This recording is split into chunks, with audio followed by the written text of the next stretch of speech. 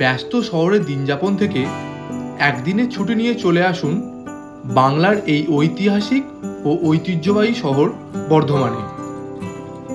খুব কম খরচ ও সহজে ঘুরে দেখে নিন বর্ধমানের 108 শিব মন্দির, 300 বছরের পুরনো রাজবাড়ি, আর থাকছে বর্ধমানের দেবী সর্বমঙ্গলার মন্দির।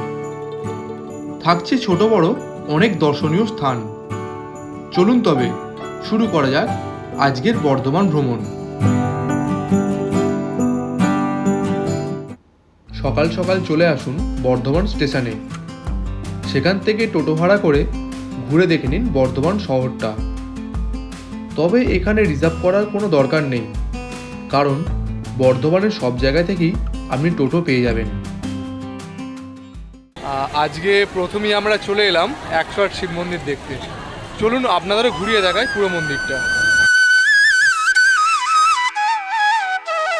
বর্ধমান স্টেশন থেকে 10 টাকা টোটো ভাড়া দিয়ে সহজেই চলে আসা যায় বর্ধমানের 108 শিব মন্দিরে।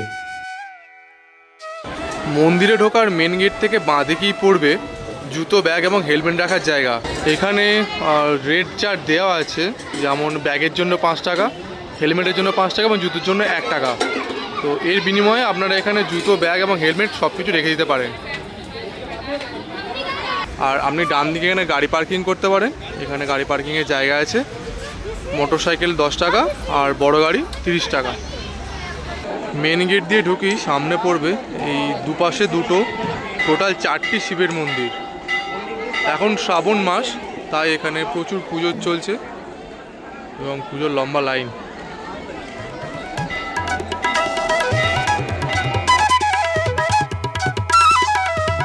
শ্রাবণ মাস বলে মন্দিরগুলি খুব সুন্দরভাবে সাজানো হয়েছে।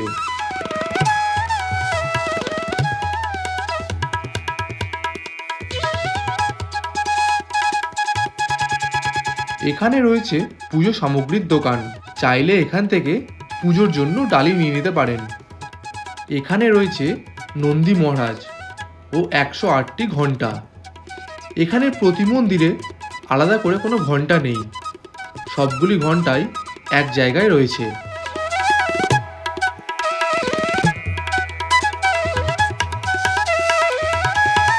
মন্দির চত্বরটি বেশ বড়।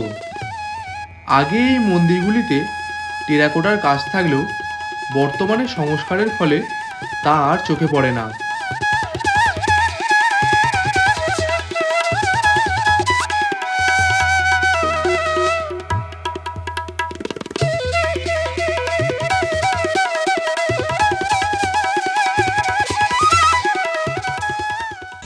আমরা চলে এসেছি 108 শিব মন্দির, যা বর্ধমানের নবাবহাটে অবস্থিত। 1788 সালে এই মন্দিরটি প্রতিষ্ঠা করা হয়।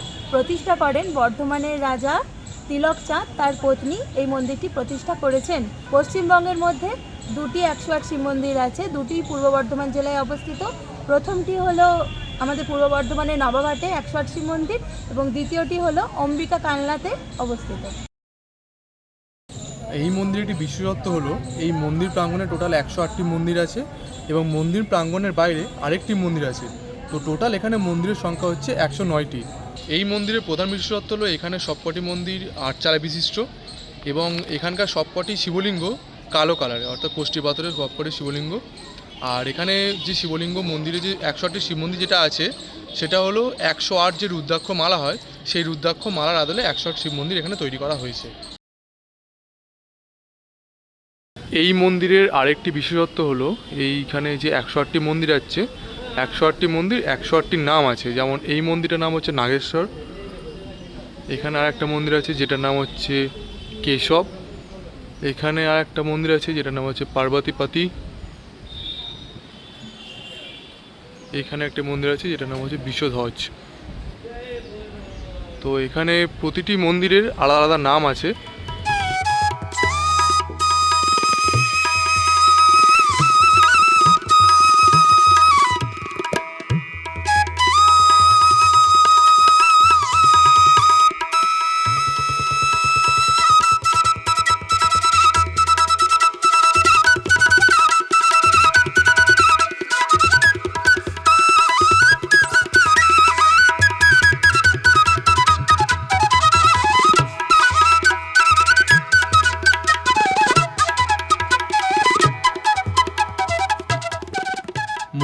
প্রধান প্রাঙ্গণের বাইরে রয়েছে আরও একটি শিবের মন্দির।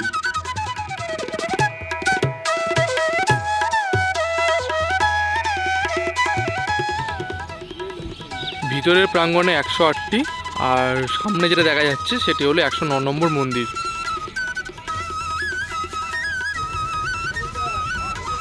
শিবরাত্রির সময় এই মাঠে খুব বড় একটা মেলা বসে।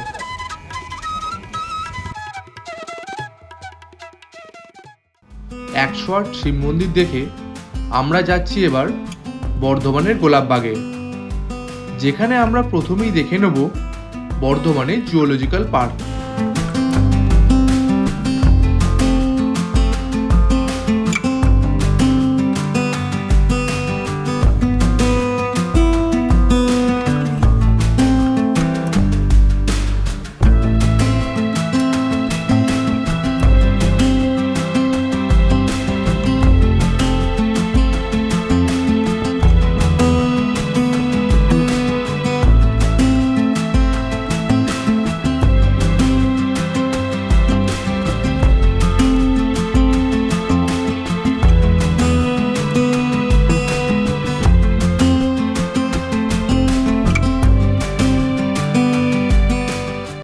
এখান থেকে ডান দিকে গেলেই পড়বে পার্কের টিকিট কাউন্টার।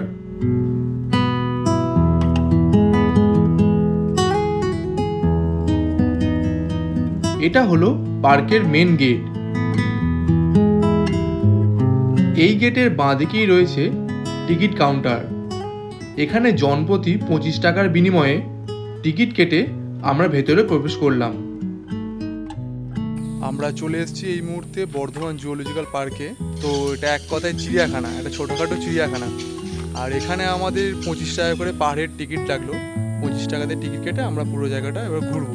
চলুন পুরোটা আপনাদের ঘুরে দেখাই। জুওলজিক্যাল পার্কের ভেতরে ঢুকেই প্রথমেই চোখে পড়বে চিতাবাঘ।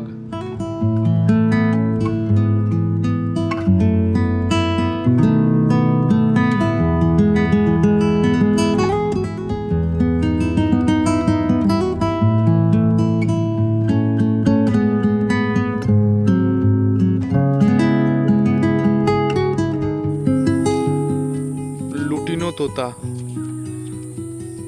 এখানে বসে আছে।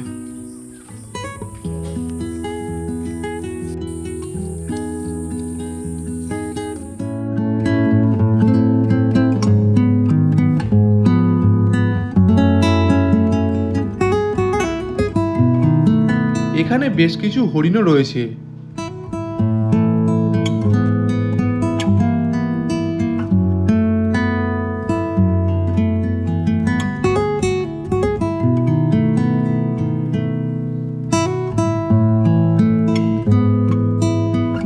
কেমন লাগছে ঘুরতে?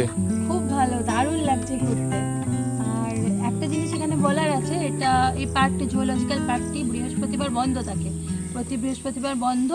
এছাড়া অন্য দিনগুলোতে সকাল 9টা থেকে বিকেল 4টে অবধি খোলা থাকে।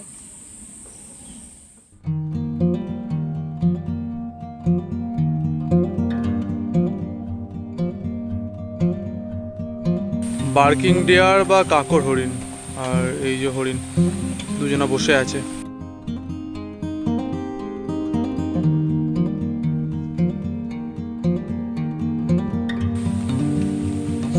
আমাদের জাতীয় পাখি ইন্ডিয়ান পিকক, ভারতীয় ময়ূর খাওয়া দাওয়া করে এখন রেস্ট নিচ্ছে।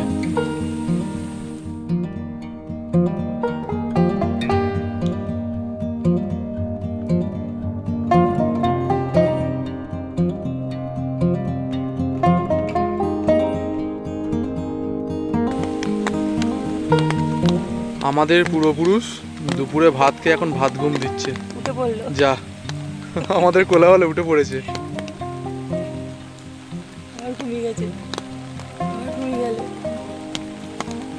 বাঙালি একটু দুপুরে ঘুম প্রিয়, তবে আমাদের পূর্বপুরুষও হয়তো সেমই ছিল, তাই এদের দেখলে বুঝতে পারছি জিনিসটা।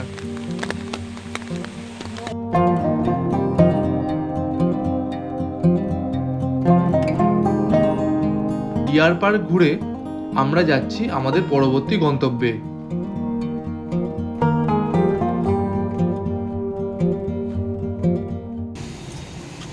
জুওলজিক্যাল পার্কের ঠিক পাশেই রয়েছে মেঘনা স্যার প্ল্যানেটোরিয়াম। চাইলে এখানে একটা শোও দেখে নিতে পারেন।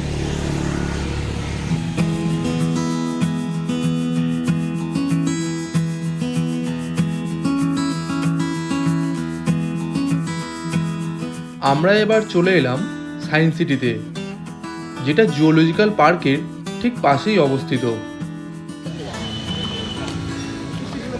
বর্ধমান সায়েন্স সেন্টার, এটাও আপনারা ঘুরে দেখতে পারেন। খুবই সুন্দর, এখানে টিকিট কাউন্টার, এখান থেকে টিকিট নিয়ে সামনে যেতে হবে। এরপর আমরা চলে এলাম কৃষ্ণসায়র পার্কে। চাইলে এটাও ঘুরে দেখে নিতে পারেন। 3 একর জমির ওপর অবস্থিত বিশাল দিঘি আর বাগান, যা খুব সুন্দরভাবে সাজানো গোছানো।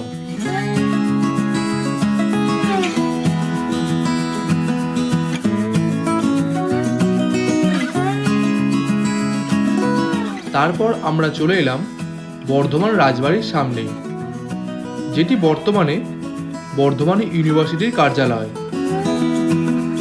তবে শনি রবিবার এটি বন্ধ থাকায় আমরা এখানে ঢুকতে পারিনি। তবে এখানেই শেষ করছি আমাদের বর্ধমান ভ্রমণের প্রথম পর্বের গল্প। খুব তাড়াতাড়ি ফিরছি দ্বিতীয় পর্ব নিয়ে। আর যদি আপনাদের ভিডিওটি ভালো লেগে থাকে তাহলে লাইক, কমেন্ট অ্যান্ড সাবস্ক্রাইব করতে ভুলবেন না। তাহলে দেখা হচ্ছে পরবর্তী গল্পে।